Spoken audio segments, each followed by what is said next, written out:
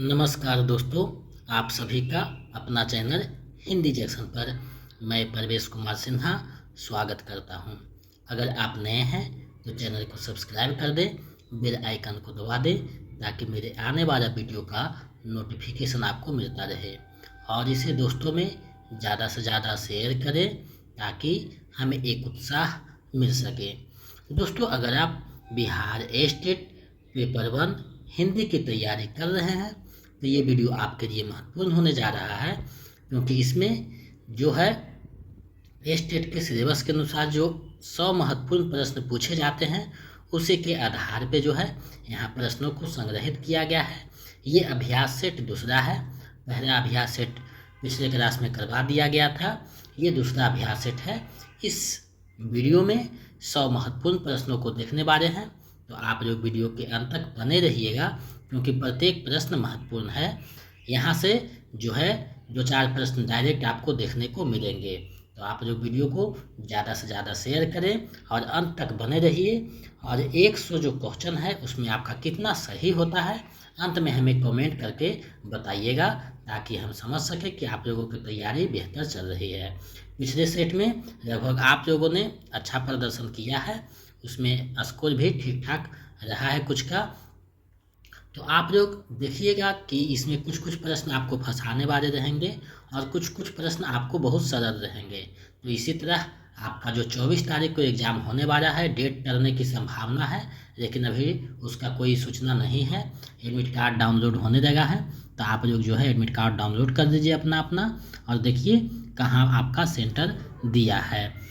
तो चलिए आज के प्रश्नों की तरफ बढ़ते हैं। ये बिहार स्टेट पेपर 1 हिंदी से संबंधित वीडियो है, तो आप लोग इसका जो है फ़ायदा उठाइए।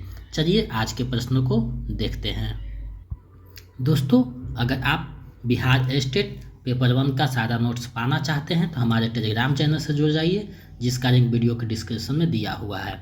अगर आप स्टेट पेपर 2 का नोट्स और प्रैक्टिस सेट पाना चाहते हैं तो हमारे नंबर 72 61 81 53 07 पे आप लोग 199 रुपया पेमेंट कर दीजिए किसी भी माध्यम से, गूगल पे, फ़ोन पे, और जो है उसका स्क्रीनशॉट लेकर इसी नंबर पे व्हाट्सएप कर दीजिए। धर्मेंद्र से आपको नोट्स और प्रैक्टिस सेट उपलब्ध करवा देंगे। अगर आप 3.0 बीपीएससी का तैयारी कर रहे हैं हिंदी विषय का और नोट्स प्रैक्टिस सेट चाहिए तो 249 रुपये इसी नंबर पर पेमेंट करके स्क्रीनशॉट भेजिए, धर्मेंद्र से आपको नोट्स उपलब्ध करवा देंगे। अगर आप बिहार बीपीएससी 3.0 का प्रैक्टिस सेट पाना चाहते हैं तो इसी नंबर पर 99 रुपया पेमेंट करके 30 प्रैक्टिस सेट प्राप्त कर सकते हैं, जिसमें 25 प्रैक्टिस सेट रहेगा और 5 जो है प्रीवियस सेट रहेगा। तो इन सब चीज़ों से जुड़ करके अपनी तैयारी को बेहतर कर सकते हैं। तो देखिए आज का पहला प्रश्न आप लोगों के सामने है। ये अभ्यास सेट दूसरा है, पहला अभ्यास सेट करा दिया गया है तो दूसरा अभ्यास सेट है। आप लोग इसको जो है अंत तक देखिए और कितना सही होता है 100 प्रश्न में उसका जो है कमेंट में जवाब दीजिएगा। पहला प्रश्न है, दो निकटवर्ती वर्णों के परस्पर मेल से जो परिवर्तन होता है उसे क्या कहते हैं? उसे क्या कहते हैं आपको बताना है। दो निकटवर्ती वर्णों के परस्पर मेल से जो परिवर्तन होता है उसे क्या कहते हैं? तो आप सभी को पता है उसे जो है संधि कहा जाता है। विकल्प ग जो है सही हो जाएगा। इसी तरीक़ा से आपको शब्दों में फंसाएगा प्रश्न, तो अच्छे से पढ़ करके एग्ज़ाम हॉल में जवाब दीजिएगा, क्योंकि जल्दी में आप लोग प्रश्न को जानते हुए गलत करके चले आते हैं, तो रचना नहीं है। अच्छे से जो है अध्ययन करके जो है आप जवाब दीजिएगा, क्योंकि कहा जाता है कि अगर आप प्रश्न समझती हैं तो आधा आपका उत्तर जो है पता हो जाता है। तो आप लोग अच्छे से प्रश्न को पढ़िएगा, उसके बाद जवाब दीजिएगा। दूसरा प्रश्न है, उद्धरण का सही संधि विच्छेद है। उद्धरण का सही संधि विच्छेद क्या है? इसका जो सही संधि विच्छेद हो जाएगा उत्तजोड़ हरण हो जाएगा, विकल्प घ सही हो जाएगा। चलिए नेक्स्ट प्रश्न देखते हैं। रोग प्लस उपचार का सही संधि है। रोग और उपचार मिलकर के कौन सा जो है शब्द बनता है आपको बताना है कि ये दोनों मिलकर कौन सा शब्द का निर्माण करता है। तो देखिए सभी एक जैसा शब्द है, आप इस तरीक़ा से जो है डिस्टर्ब हो सकते हैं शब्दों में। तो आपको पता होना चाहिए कि जो उपचार जो है सही हो जाएगा, विकल्प घ जो है सही हो जाएगा, क्योंकि रोग प्लस उपचार मिलके रोग उपचार हो जाएगा। क्योंकि क और उ मिलकर जो है को में परिवर्तित हो जाता है, तो यही संधि है। चलिए आगे बढ़ते हैं, अगले प्रश्न को देखते हैं। अगला प्रश्न आप लोगों के सामने है। जब संधि करते समय विसर्ग के बाद स्वर या व्यंजन वर्ण के आने से जो विकार उत्पन्न होता है उसे क्या कहते हैं? उसे क्या कहते हैं आपको बताना है। तो विसर्ग के बाद जो व्यंजन वर्ण के आने से जो विकार उत्पन्न होता है उसे विसर्ग संधि कहते हैं। विकल्प ग जो है सही हो जाएगा। चलिए अगले प्रश्न को देखते हैं। अत्यधिक का संधि विच्छेद है। अत्यधिक का सही संधि विच्छेद क्या होगा आपको बताना है। तो अत्यधिक का जो सही संधि विच्छेद होगा वो आप सभी को जानना जरूरी है। अतिजोर अधिक, अत्यधिक, विकल्प ख जो है सही हो जाएगा। तो संधि से आपको 5-6 प्रश्न पूछे जाते हैं, तो आपको संधि के जो टॉपिक है उसको आप अच्छे से देख लीजिएगा। आपके पास जो भी व्याकरण है उसका जो है अध्ययन कर लीजिए, क्योंकि ये सारे जो टॉपिक है बहुत जो है विशाल टॉपिक है, विस्तृत है इसका। तो आप लोग इसको अच्छे से देखिएगा, तब पकड़ में आएगा। कोई भी व्याकरण है तो आप उसे देख सकते हैं।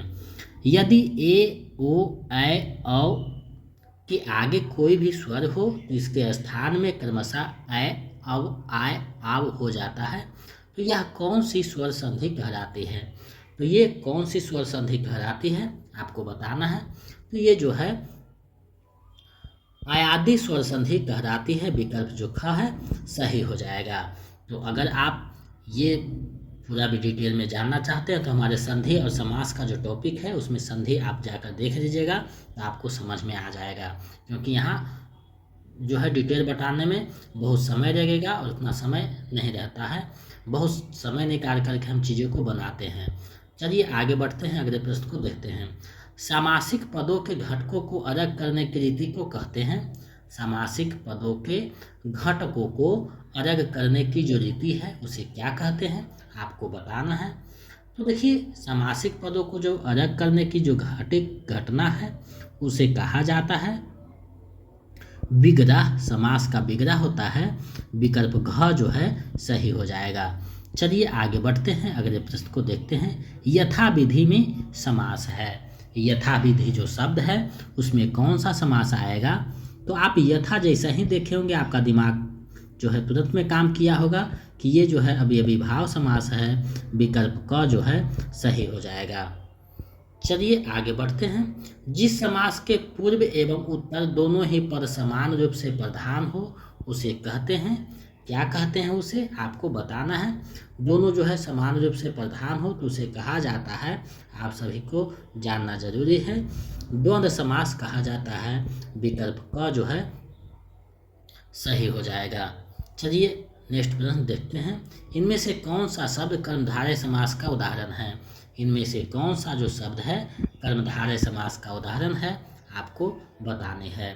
तो कर्मधारय समास का जो उदाहरण है वो है अंधकूप। विकल्प जो ग है सही हो जाएगा। किस शब्द में तत्पुरुष समास नहीं है आपको बताना है कि किस समास में तत्पुरुष समास नहीं है। कौन जो ऐसा शब्द है जिसमें तत्पुरुष समास नहीं आया है? तो देखिए, विषधर जो है उसमें तत्पुरुष समास नहीं है। विष को धारण करने वाला ये जो है बहुव्रीहि समास है। विष को धारण करने वाला बहुव्रीहि समास में आएगा।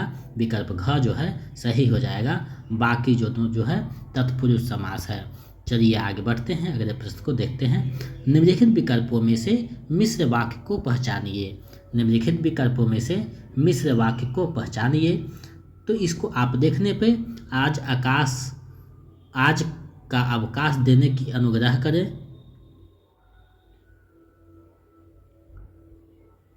सॉरी, यहाँ थोड़ा सा मिस्टेक हुआ है, मिश्र वाक्य नहीं हो जाएगा।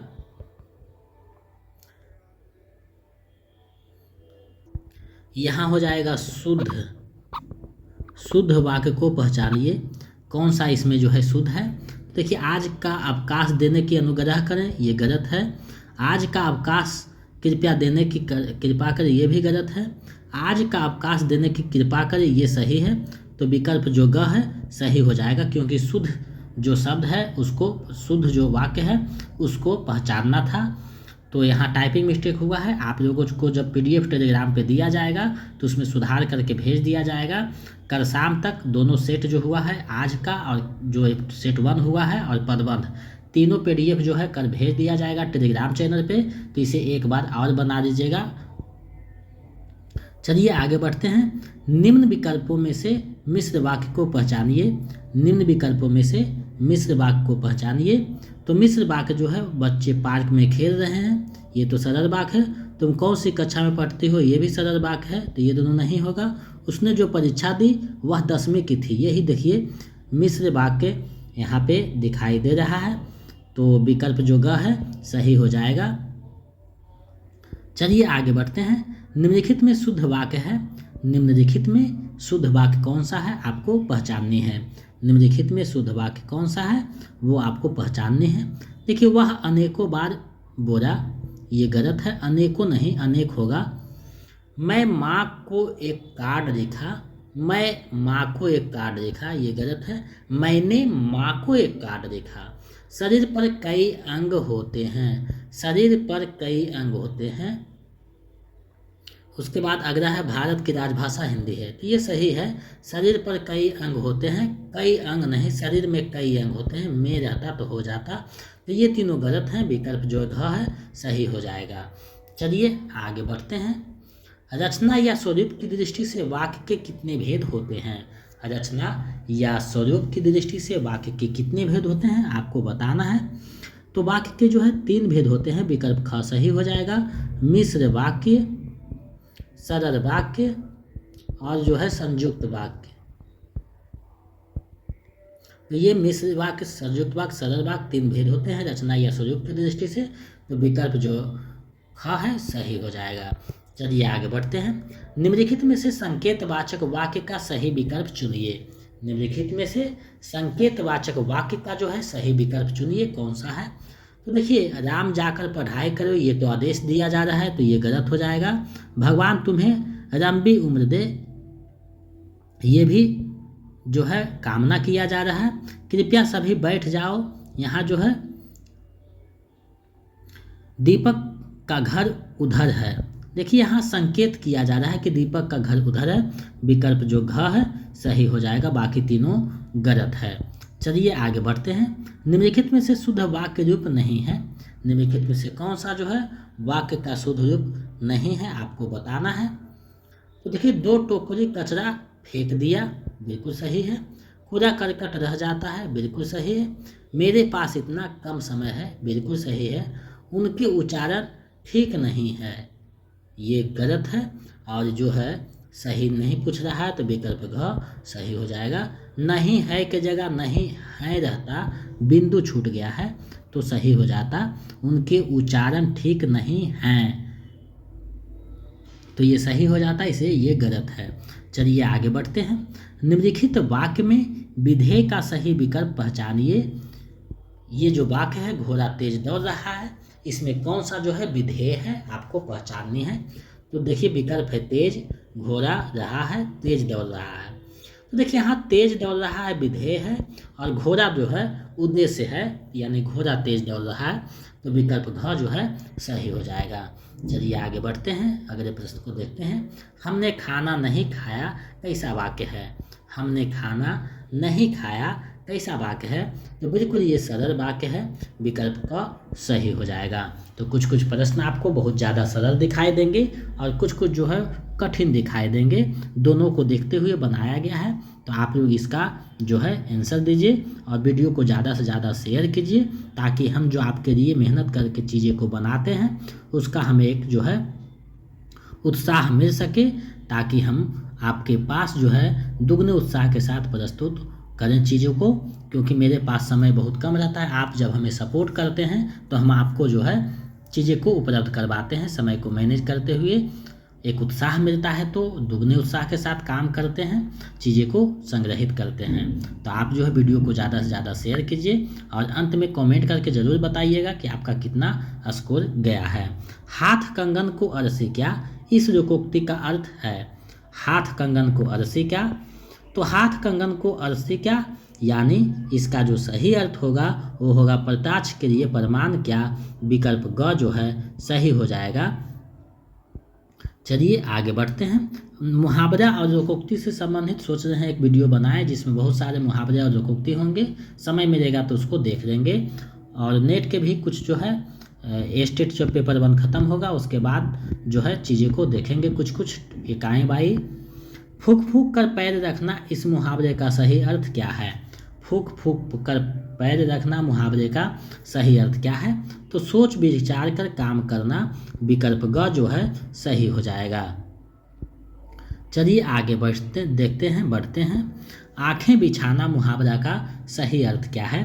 आंखें बिछाना मुहावरा का सही अर्थ क्या है आपको बतानी है। तो आंखें बिछाना यानी हृदय से आदर करना, हृदय से स्वागत करना, मन से जो है स्वागत करना, विकल्प घ जो है सही हो जाएगा। तो इस तरीक़ा से जो है मुहावरे और लोकोक्ति से संबंधित 5-7 प्रश्न आपको देखने को मिलेंगे। पिछले एग्जाम में देखने को मिले थे, इस बार भी देखने को मिलेंगे। तो आप लोग जो है व्याकरण जो है किताब उसको देखते रहिएगा चीज़ें को। अतरियों में बर पड़ना मुहावरे का सही अर्थ क्या है। अंतरियों में बर पड़ना मुहावरे का सही अर्थ क्या है आपको बतानी है।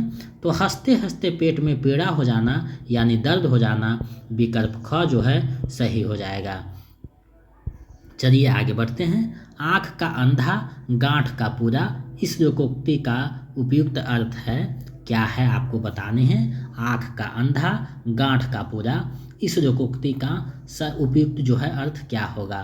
तो आँख का अंधा है यानी मूर्ख है, और गांठ का पूरा है यानी धनवान है। तो मूर्ख किंतु धनी, विकल्प ग जो है सही हो जाएगा। एकदम मूर्ख नहीं होगा, जो अपना हित अहित ना समझे ये भी नहीं होगा, बिना विचारे धन खर्च करने वाले ये भी नहीं होगा। मूर्ख किंतु धनी, आँख का अंधा है यानी मूर्ख है, गांठ का पूरा है यानी धनी है, विकल्प ग जो है सही हो जाएगा। चलिए आगे बढ़ते हैं। जहर उगलना मुहावरे का सही अर्थ है। जहर उगलना मुहावरे का सही अर्थ क्या है। तो जहर उगलना यानी कष्टदायक बातें करना, विकल्प क जो है सही हो जाएगा। चलिए नेक्स्ट प्रश्न देखते हैं। जिस वाक्य में क्रिया सकर्मक और अकर्मक दोनों, यहाँ देखिए थोड़ा सा टाइपिंग मिस्टेक, दोनों हो सकते हैं उसे कहा जाता है। जिस वाक्य में क्रिया सकर्मक और अकर्मक दोनों हो सकते हैं उसे कहा जाता है, क्या कहा जाता है आपको बतानी है। तो उसे कर्तृवाच्य कहा जाता है, विकल्प क जो है सही हो जाएगा। और कर्मवाच्य में जो है सकर्मक रहेगा और भाववाच्य में जो है अकर्मक रहेगा, ये ध्यान में रखना है। चलिए आगे देखते हैं। भाववाच्य में कौन सी क्रिया होती है, अभी ऊपर बताए थे। भाववाच्य में जो है कौन सी क्रिया होती है, तो अकर्मक क्रिया होती है, विकल्प ख जो है सही हो जाएगा। चलिए आगे देखते हैं। मुझसे चला नहीं जाता किस वाच्य का उदाहरण है। मुझसे चला नहीं जाता किस वाच्य का उदाहरण है आपको बतानी है। तो देखिए अकर्मक क्रिया है, चला नहीं जाता, विकल्प जो ग है सही हो जाएगा, भाववाच्य का उदाहरण है। चलिए आगे बढ़ते हैं। निम्नलिखित में से कौन सा कर्मवाच्य का उदाहरण है। निम्नलिखित में से कौन सा जो है कर्मवाच्य का उदाहरण है आपको बतानी है।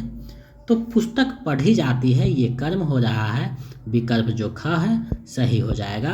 पुस्तक पढ़ी जाती है कर्मवाच्य का उदाहरण है, विकल्प ख सही हो जाएगा।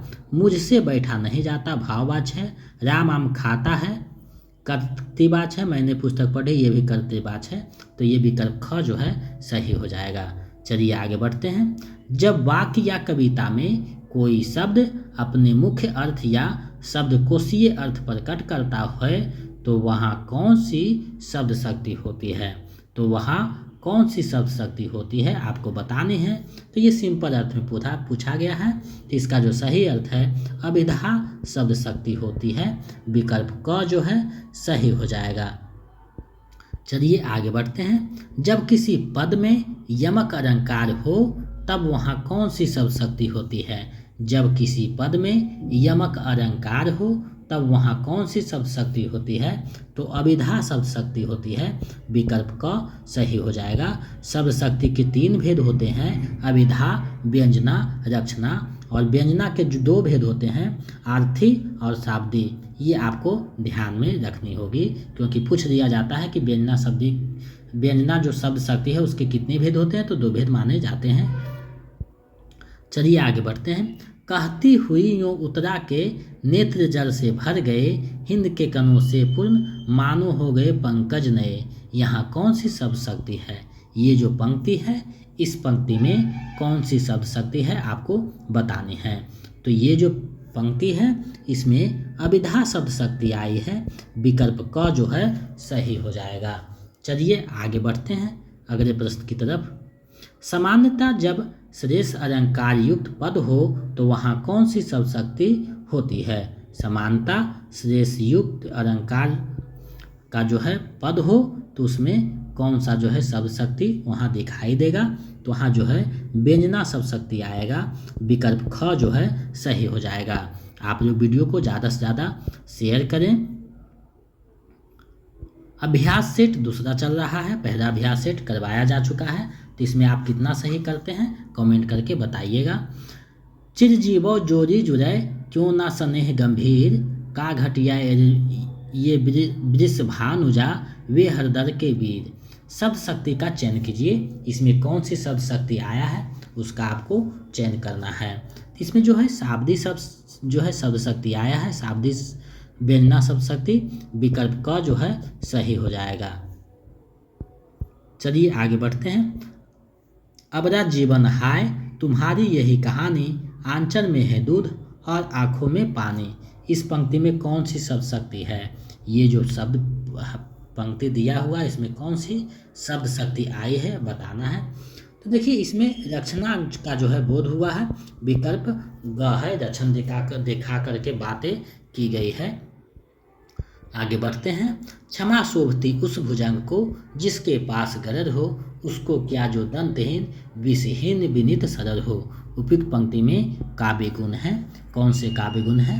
ये जो पंक्ति है रामधारी सिंह दिनकर की बहुत प्रसिद्ध पंक्ति है। तो ये जो है वीरता का बात किया जा रहा है, यहाँ पे आप देख रहे हैं। तो ओज जो है गुण हो जाएगा। विकल्प का सही हो जाएगा। चलिए आगे बढ़ते हैं।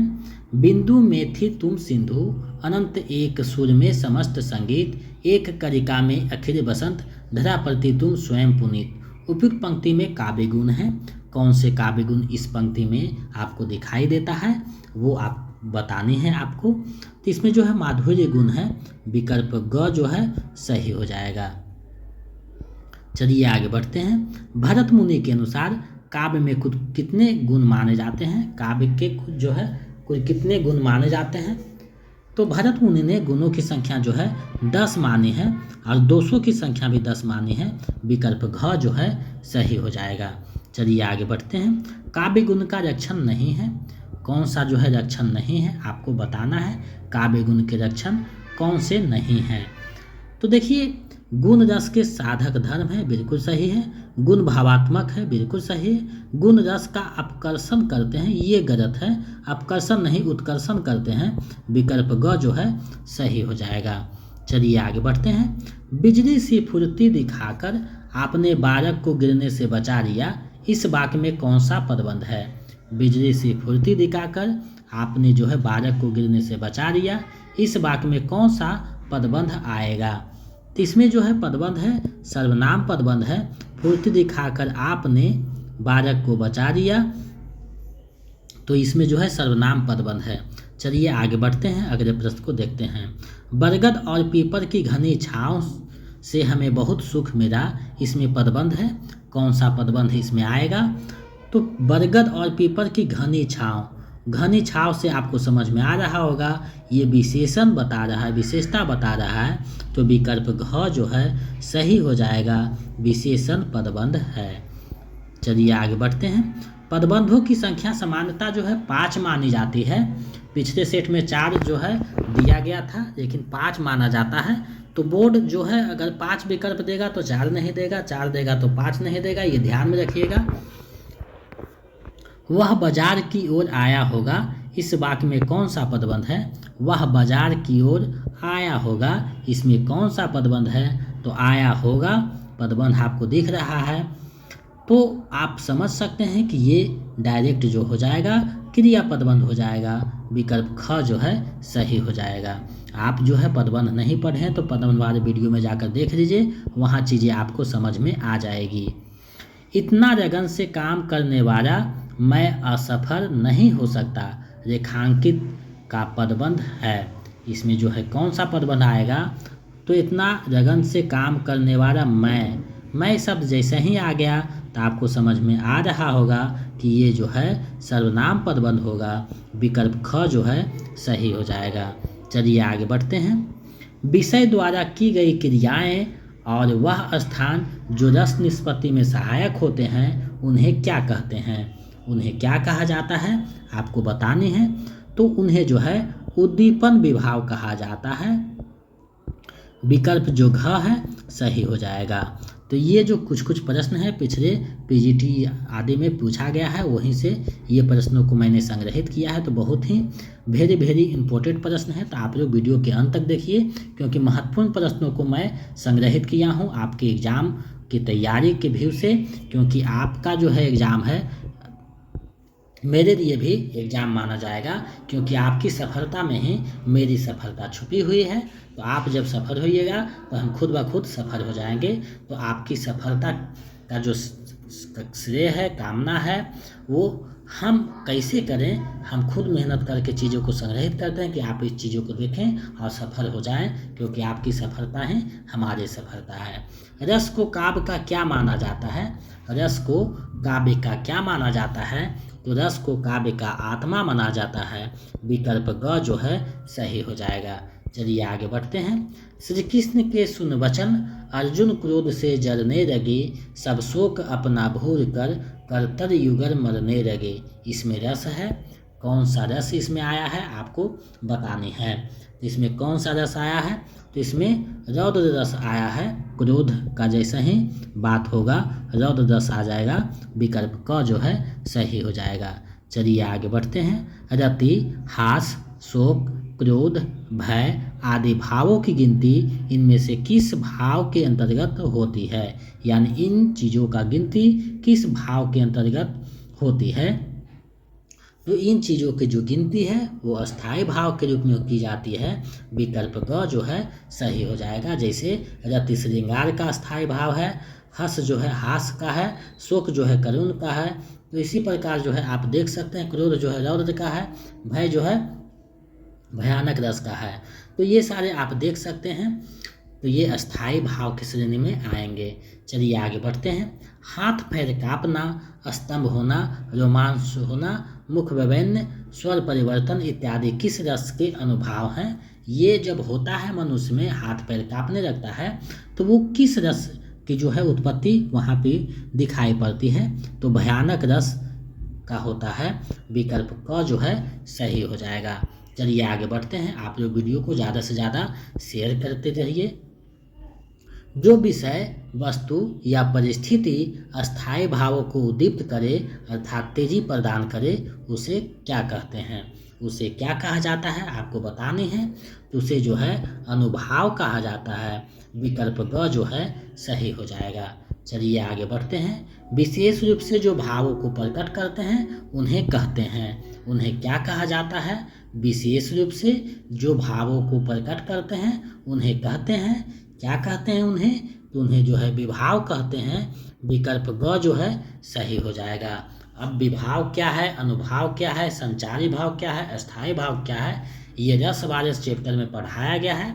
आप उस वीडियो को देखिएगा तो चीज़ें समझ में आ जाएगी। जसोदा हरे पारनय झुराबै, हरराबै दुर्राबै मरराबै, जाई सोई कछु गाबै। विपरीत पंक्ति में कौन सा रस है? विपरीत पंक्ति में कौन सा रस है आपको बतानी है। तो इसमें जो है यशोदा और कृष्ण के बीच जो है पंक्ति की गई है, तो वात्सल्य रस हो जाएगा। माँ बेटे के बीच जो है बातें हुआ है उसी से संबंधित है, तो वात्सल्य रस हो जाएगा, विकल्प ख सही हो जाएगा। चलिए आगे बढ़ते हैं। पायो जी मैंने राम रतन धन पायो, वस्तु अमोरक दी मेरे सदगुरु कृपा करी अपनायो। उपयुक्त पंक्ति में कौन सा रस है? उपयुक्त पंक्ति में कौन सा रस है? तो यहाँ पे आप देख रहे हैं कि भक्ति की सदगुरु की बात की रही है, तो भक्ति की बात की जा रही है, तो विकल्प ग सही हो जाएगा। भक्ति रस यहाँ पे है। चलिए आगे बढ़ते हैं। भाव जिसके हृदय में रहते हैं उसे क्या कहते हैं? जिसके हृदय में भाव रहते हैं उसे क्या कहते हैं? उसे क्या कहा जाता है? तो उसे आश्रय कहा जाता है। विकल्प घ जो है सही हो जाएगा।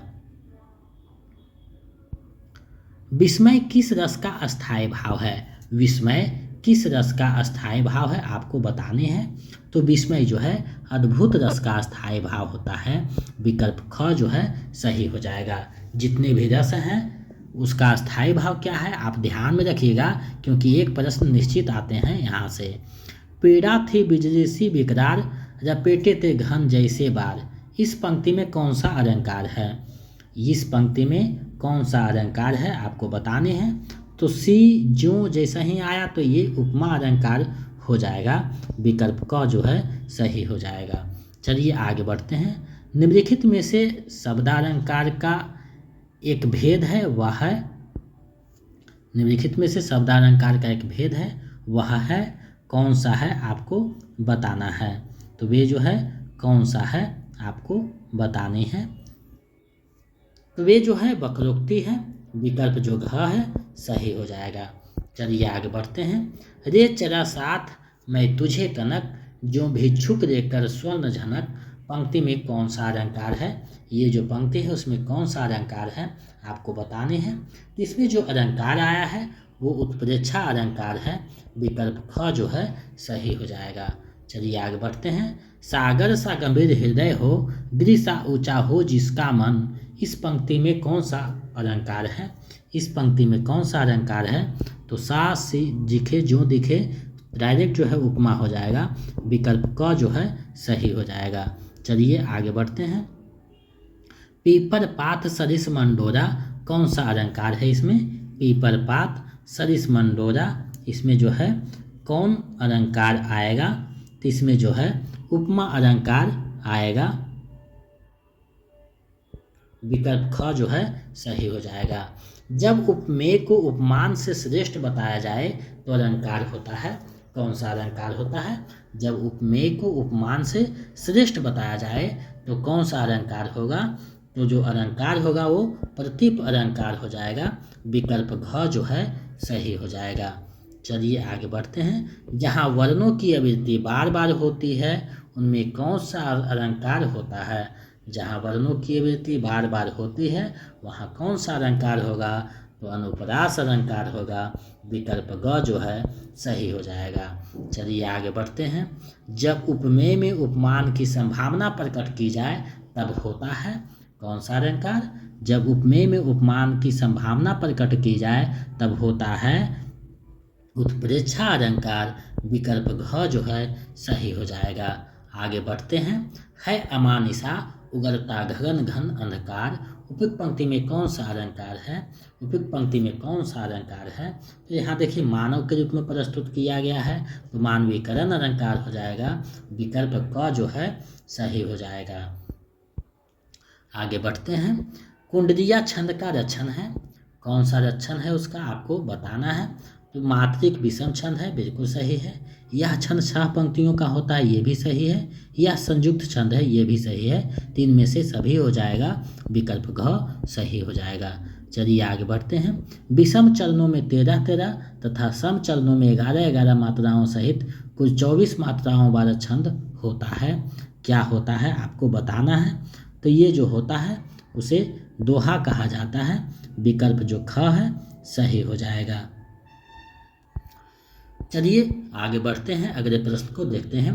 रघुकुल रीति सदा चरियाई, प्राण जाए पर वचन न जाए। इन पंक्तियों में किस छंद का प्रयोग हुआ है?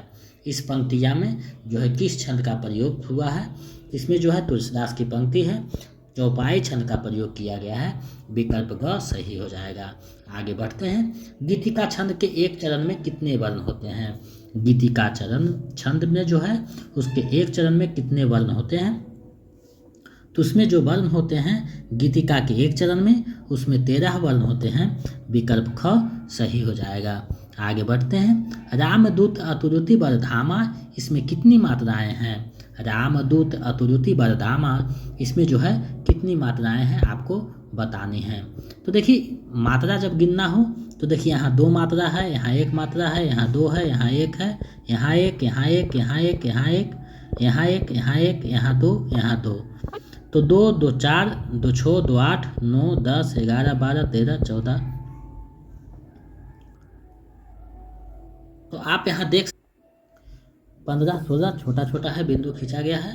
तो इसमें देखिए 16 आया है, तो आप देख सकते हैं 16 विकल्प सही है। तो इसमें 16 मात्राएं हैं, विकल्प ग जो है सही हो जाएगा। तो इस तरह से आप मात्रा को गिन सकते हैं कि कैसे मात्रा होता है, जो कि छंद में पढ़ाया गया है। आप वहाँ देखिएगा तो आपको चीज़ें जो है समझ में आ जाएगी। चलिए आगे बढ़ते हैं। रचनों के आधार पर कौन सा छंद दोहा का विपरीत माना जाता है? रचनों के आधार पर कौन सा जो छंद है दोहा का विपरीत माना जाता है? तो दोहा का जो विपरीत होता है आप सभी को पता होना चाहिए कि दोहा का जो विपरीत है वो सोरठा होता है। विकल्प क सही हो जाएगा, क्योंकि सोरठा में जो है 11 और 13 का जो है मात्रा होता है और दोहा में जो है 13, 11 का मात्रा होता है। तो ये आपको ध्यान में रखना है। चलिए आगे बढ़ते हैं। छंद शास्त्र के प्रणेता आचार्य कौन माने जाते हैं? छंद शास्त्र के प्रणेता जो आचार्य हैं वो कौन माने जाते हैं? तो जो है पिंगल को माना जाता है। विकल्प ख जो है सही हो जाएगा। चलिए आगे बढ़ते हैं। निम्नलिखित में कौन जो है वार्णिक छंद है? निम्नलिखित में कौन वार्णिक छंद है? वार्णिक छंद आपको पढ़नी है, तो कौन जो है वार्णिक छंद है आपको बताना है। तो उपेंद्र वर्जा जो है वो वार्णिक छंद है। विकल्प ग जो है सही हो जाएगा। चलिए आगे बढ़ते हैं। किस छंद में 12 और 7 की यति से कुल 19 मात्राएं होती है? 12 और 7 की यति से कुल जो है 19 मात्राएं होती है। किसमें ये होता है आपको बताना है। तो ये जो होता है वो बदवे में होता है। विकल्प घ जो है सही हो जाएगा। चलिए आगे बढ़ते हैं। निम्नलिखित में कौन सा जो है वार्णिक छंद है? निम्नलिखित में कौन जो है वार्णिक छंद है? तो वहाँ तो देखे तो उपेंद्र वर्जा था, यहाँ मालिनी है, सवैया है, कवित है, तीनों जो है तो इनमें से सभी हो जाएगा। विकल्प घ सही हो जाएगा। चलिए आगे बढ़ते हैं। चारु चंद्र की चंचल किरणें खेल रही है जलथल में, उक्त पद में कौन सा अलंकार है? ये जो पद है इसमें कौन सा अलंकार है? तो इसमें जो है अनुप्रास अलंकार है। विकल्प क जो है सही हो जाएगा। आगे बढ़ते हैं। निर्वेद किस रस का अस्थायी भाव है? निर्वेद जो है किस रस का अस्थायी भाव है? तो निर्वेद का जहाँ भी चर्चा आएगा तो ये शांत रस का अस्थायी भाव है। विकल्प क जो है सही हो जाएगा। चलिए आगे बढ़ते हैं। आगे प्रश्न को देखते हैं। निम्न में कौन एक संचारी भाव नहीं है? निम्न में कौन जो है एक संचारी भाव नहीं है आपको बतानी है। तो मोह भी है, शंका भी है, चिंता भी है और रति जो है अस्थाई भाव है। तो ये संचारी भाव नहीं है, तो विकल्प घ हो जाएगा। नहीं पूछा गया है तो नहीं बारे में जो है कभी कभी प्रश्न पढ़ने में थोड़ा सा मिस्टेक हो जाता है, जिससे कि प्रश्न आप लोग जानते हुए आंसर गलत करके चले आते हैं। तो इसे आप ध्यान से पढ़ते हुए जवाब दीजिएगा। चलिए आगे बढ़ते हैं। जगन में रघु और गुरु का कर्म क्या है? जगन जो है उसमें रघु और गुरु का जो कर्म है वो क्या है आपको बताने हैं। तो देखिए इसमें एक रघु, 2 जो है गुरु, 1 रघु होता है। विकल्प का जो है सही हो जाएगा। चलिए आगे बढ़ते हैं। कार्य और कारण में संगति ना होने पर कौन सा अलंकार होता है? कार्य और कारण में संगति ना होने पर कौन सा अलंकार होता है? तो असंगति अलंकार होता है। विकल्प ग जो है सही हो जाएगा। चलिए आगे बढ़ते हैं अगले प्रश्न की तरफ। आरंभन की चेष्टाएं क्या कहलाते हैं? आरंभन की चेष्टाएं क्या कहलाते हैं? तो आरंभन की जो चेष्टाएं हैं उसे जो है उद्दीपन कहा जाता है। विकल्प ग जो है सही हो जाएगा। पिछले जो स्टेट पेपर 2 हुआ था उसमें ये प्रश्न पूछा गया था। चलिए आगे बढ़ते हैं। रस सूत्र में संयोग का अर्थ भोज्य भोजक संबंध किस आचार्य ने माना है? तो भोज भोजक का जहाँ भी चर्चा आएगा तो भट्टनायक हो जाएगा, विकल्प ख जो है सही हो जाएगा। चलिए आगे बढ़ते हैं।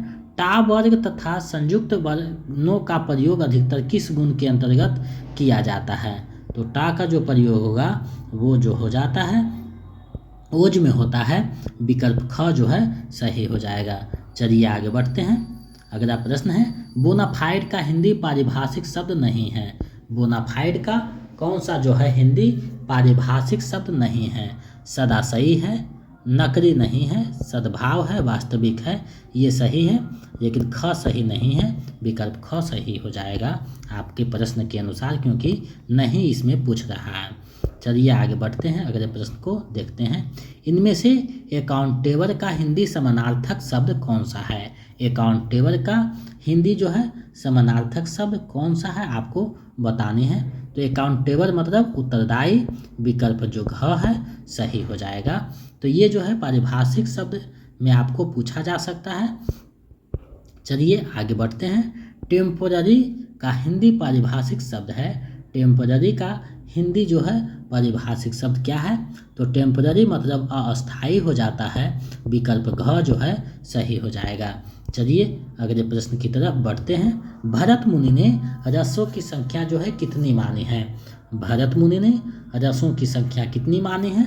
तो भरत मुनि ने जो रसों की संख्या है वो 8 मानी है, जो विकल्प में नहीं है। तो इसका जो सही आंसर है इनमें से कोई नहीं हो जाएगा। तो इस तरीक़ा से जो प्रश्न बनाया जाता है उसमें आप लोगों को कभी जो है दुविधा में डाल देता है कि विकल्प इनमें से कोई नहीं मारे या 9 को मार दें, ऐसा कभी कभी मन में आ जाता है। तो ये ध्यान में रखिएगा, इस तरीक़ा से ये फंसा सकता है। पिछले बार ऐसा कुछ प्रश्न देखने को मिला था। चलिए आगे बढ़ते हैं। धोबी का कुत्ता न घर का न घाट का लोकोक्ति का अर्थ है। धोबी का कुत्ता न घर का न घाट का लोकोक्ति का क्या अर्थ है? तो जिसका कहीं ठौर ठिकाना ना हो उसे धोबी का कुत्ता कहा जाता है, विकल्प घ जो है सही हो जाएगा। अगला प्रश्न है, ताक पर रहना मुहावरे का क्या अर्थ है? ताक पर रहना यानी मौका देखते रहना, विकल्प ख जो है सही हो जाएगा। चलिए आगे बढ़ते हैं। टीस का शाब्दिक अर्थ है। टीस का शाब्दिक अर्थ क्या है आपको बतानी है। तो टीस का शाब्दिक अर्थ है कसक, विकल्प ख जो है सही हो जाएगा। चलिए आगे बढ़ते हैं। अनुप्रास अलंकार के कितने भेद होते हैं? अनुप्रास अलंकार के कितने भेद होते हैं आपको बताने हैं। तो अनुप्रास अलंकार के 5 भेद होते हैं, ये ध्यान में रखिएगा, विकल्प ग सही हो जाएगा। 5 भेद में है छेकानुप्रास, वृत्त्यानुप्रास, राटानुप्रास, श्रुत्यानुप्रास, अनत्यानुप्रास। ये ध्यान में रखिएगा, 5 भेद हैं जो अलंकार वाले चैप्टर में आपको बता दिया गया है। चलिए आगे बढ़ते हैं। आरहा किस तरह का छंद है? आरहा जो है गाया जाता है वो किस तरह का छंद है? तो ये मात्रिक छंद की श्रेणी में आता है, विकल्प ख जो है सही आ जाएगा। तो ये जो 90 प्रश्न थे। अब जो है गद्यांश है, तो इसको देखिए 91 से 95 तक ये गद्यांश से संबंधित है। इस गद्यांश को सबसे पहले हम लोग पढ़ते हैं। तो जीवन में बहुत अंधकार है और अंधकार की ही भांति अशुभ और अनिति है। कुछ लोग इस अंधकार को स्वीकार कर देते हैं और तब उनके भीतर जो प्रकाश तक पहुंचने और पाने की आकांक्षा थी वह क्रमशः क्षीण हो जाती है। मैं अंधकार की इस अस्वीकृति को मनुष्य का सबसे बड़ा पाप कहता हूँ। यानी लेखक लिख रहे हैं कि मैं इस अंधकार को जो स्वीकृति है मनुष्य को सबसे बड़ा पाप कहता हूँ। यह मनुष्य का स्वयं अपने के प्रति किया गया अपराध है। उसके दूसरों के प्रति किए गए अपराधों को जन्म इस मूल पाप से ही होता है। यह स्मरण रहे कि जो व्यक्ति अपने ही प्रति इस पाप को नहीं करता वह किसी के भी प्रति कोई पाप नहीं कर सकता, किंतु कुछ लोग अंधकार के स्वीकार से बचने के लिए उसके अस्वीकार में लग जाते हैं। उनका जीवन अंधकार के निषेध का ही सतत उपकर्म बन जाता है। अब जो है इससे संबंधित जो प्रश्न है उसको हम लोग देखते हैं। तो गद्यांश में अंधकार शब्द किस ओर संकेत करता है आपको बताने हैं। तो ये जो है किस ओर संकेत करता है? तो बुराई और कठिनाइयों की ओर, विकल्प क जो है सही हो जाएगा। आगे बढ़ते हैं। लेखक ने किसे सबसे बड़ा पाप कहा है आपको बताना है। तो जो अंधकार को स्वीकार कर देता है उसे जो है सबसे बड़ा पाप कहा है लेखक ने, तो विकल्प ग जो है सही हो जाएगा। चलिए आगे बढ़ते हैं। जब व्यक्ति स्वयं के प्रति किए गए अन्याय शोषण के विरुद्ध आवाज़ नहीं उठाता तो वह क्या है, आपको बताना है। तो वह इससे दूसरों के प्रति अन्याय शोषण को बढ़ावा मिलता है। विकल्प घ जो है सही हो जाएगा। इस गद्यांश में उपकर्म का अर्थ है, उपकर्म का अर्थ क्या है आपको बताना है। तो व्यवसाय या कार्य उपकर्म का अर्थ हो जाएगा। विकल्प ग जो है सही हो जाएगा। जीवन में बहुत अंधकार है, रेखांकित अंश में कौन सा कारक है। जीवन में तो ये अधिकरण हो जाएगा। विकल्प क जो है सही हो जाएगा। चलिए 5 प्रश्न और जो बचा है इस गद्यांश से संबंधित है। गद्यांश आपको पिछले बार 1 पूछा गया था, तो इस बार हो सकता है 2 भी पूछ दे, तो कुछ भी पूछ सकता है, इसलिए कभी ये सेट में 2 जो है गद्यांश देने का प्रयास किया हूँ। तो गद्यांश को सबसे पहले हम लोग पढ़ते हैं। कुसुम साहब को मंदिर में दर्शन करते हुए घर गई, वह देर तक गीत गाती रही, उसे समय का पता ही ना था। आधी रात बीत गई, उसने सितार बजाई, फिर भी उसका मन ना लगा। उसने टहलने शुरू किया, रात किसी तरह कटी। सुबह उसकी आंखें नींद से बोझिल हो रही थी, वह देर तक सोती रही। माँ ने आकर जगाया और करेबा करने के लिए चिल्लाई। कॉलेज में उसकी सखी ने घी के पराठे खिलाए। कुसुम के संगीत प्रेम की कॉलेज में छात्र ही नहीं, परिवार में मामा, चाचा, नाना और भाई बहन भी प्रशंसा करते हैं। तो ये जो है गद्यांश था। अब इससे संबंधित जो प्रश्न है उसको देखते हैं। इनमें कौन सा शब्द स्त्रीलिंग नहीं है, कौन सा जो शब्द है स्त्रीलिंग नहीं है। तो देखिए शाम स्त्रीलिंग है, रात भी है, आँख भी है। करेबा स्त्रीलिंग नहीं है। विकल्प जो ग है सही हो जाएगा। चलिए आगे बढ़ते हैं, अगले प्रश्न को देखते हैं। कुसुम शाम को घर गई, इस वाक्य में कौन सा कार्य है। कुसुम शाम को घर गई, इसमें कौन सा जो है कार्य आएगा आपको बताने हैं। इसमें सामान्य भूत है। विकल्प क जो है सही हो जाएगा। चलिए आगे बढ़ते हैं। कारक चिन्ह के प्रयोग के बावजूद इनमें से किस शब्द का बहुवचन नहीं बनता, जो है किसका जो है बहुवचन नहीं बनता है आपको बताना है। तो देखिए गीत का बनता है गीतों, घरों, सखियों, लेकिन घी का नहीं बनता है। विकल्प क जो है सही हो जाएगा। चलिए आगे बढ़ते हैं। इनमें से किस शब्द का रिंग नहीं बदलता, इनमें से किस शब्द का रिंग नहीं बदलता आपको बताने हैं। तो देखिए चाचा का भी बदलता, चाची, छात्र का छात्रों, साइकिल का नहीं बदलता है रिंग। विकल्प जो ग जो है सही हो जाएगा। चलिए आगे बढ़ते हैं, अगला प्रश्न को देखते हैं। ये अंतिम प्रश्न है, 100वां प्रश्न है। इनमें से कौन सा शब्द सदैव बहुवचन में ही प्रयुक्त होता है, कौन सा शब्द है जो हमेशा बहुवचन में ही प्रयोग किया जाता है। तो दर्शन जो है हमेशा बहुवचन में प्रयोग होता है। विकल्प का सही हो जाएगा। तो इस अभ्यास सेट के 100 प्रश्नों में आपका कितना सही हुआ है हमें आप कमेंट करें, ताकि हम समझ सकें कि आपका जो है तैयारी बेहतर ढंग से चल रहा है। अगर आप कमेंट करते हैं तो हमें एक अनुमान लगता है। तो मेरे साथ इतना देर तक आप लोगों ने धैर्य बनाए रखे, इसके लिए बहुत बहुत धन्यवाद। और आपकी जो है तैयारी में हम गति प्रदान करने के लिए चीज़ों को समाहित करते हैं, तो आप भी हमें सहयोग करें, उत्साह करें, वीडियो को ज़्यादा से ज़्यादा शेयर करें। अगर आप नए हैं तो चैनल को सब्सक्राइब कर दें, बेल आइकन को दबा दें, ताकि मेरे आने वाले वीडियो का नोटिफिकेशन आपको मिलता रहे।